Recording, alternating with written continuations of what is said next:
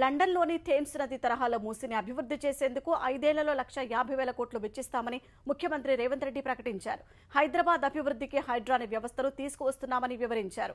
మంత్రులు, ప్రజాప్రతినిధులతో కలిసి గోపనపల్లి ఫ్లైఓవర్ను ముఖ్యమంత్రి రేవంత్ రెడ్డి ప్రారంభించారు. శేరిలింగంపల్లి ప్రాంతాన్ని అభివృద్ధి చేసే బాధ్యత ప్రభుత్వానిదని స్పష్టం చేశారు. హైదరాబాద్ను విశ్వనగరంగా చేయడానికి సహకారం కావాలని ప్రజలను సీఎం కోరారు.